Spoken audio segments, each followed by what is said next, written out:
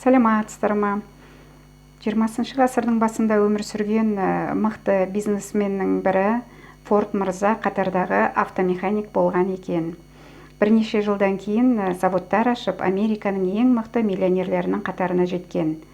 Ісінің алға басып, байлыққа жету жолындағы құпиясының бірі Пифагор таблицасын пайдалана білгенде деп есептелінеді.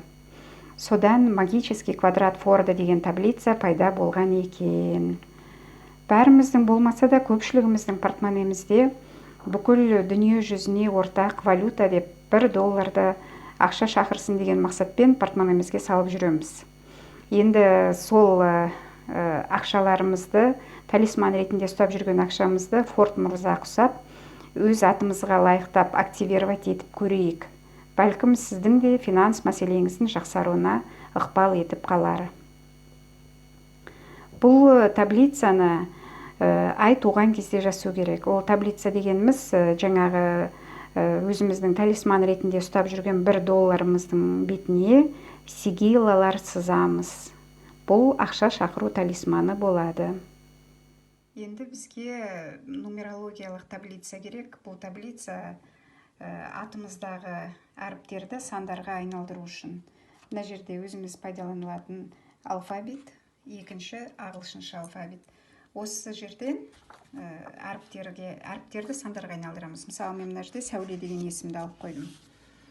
С 1 деген сан екен, А тоже 1, У деген әріп 3-ке келеді екен, Л деген әріпіміз 4, Е деген әріпіміз 6-ға келеді.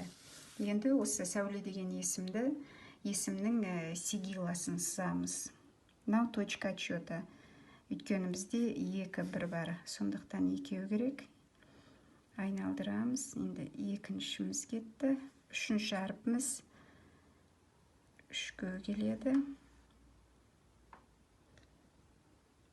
Бұдан барып 4-ке келеміз. 4-тен барып 6-ға келеміз. Осы жерде тұйықталады. Сәуле деген есімнің сигиласын сызып қойдық. Енді бұл сіздер әркім өзінің есімін өстіп жаңағы нумерологиялық таблицадан табасыздар да, өстіп өз аттарыңызға сигила сызасыздар. Оны мына доллардың, мен мысалы мына жерде $1 алдым. $1 негізі бұл сигила сызғанға өте жақсы жұмыс жасайды. Артына не болмаса пирамиданың үстіне сызуға болмайды. Оны тек қана өзіңізге қарап тұрған жағынан, оң жақ шетінен ғана сызасыз. Міндетті түрде жасыл паста болу керек. Сонымен біздің ақша шақыратын магический квадрат Форда талисманымыз дайын. Бұны алып портмонемізге салып қоямыз. Ерекше көрінбейтін жақта болу керек бұл. Өзі жеке тұрғаны жақсы. Мұның бәрі сенім әрине. Аллаға деген сеніміңіз, өзіңізге деген, өмірге деген сеніміңіз мықты болса, әрекет етіп тырысатын болсаңыз ғана бұл ақша шақыру талисманымыз жұмыс жасайды. Соны ұмытпайық әрине. Өмірдің ақшадан да басқа құндылықтары бар екенін естен шығармаңыздар. Істеріңіз сәтті, еңбектеріңіз жемісі мол болсын.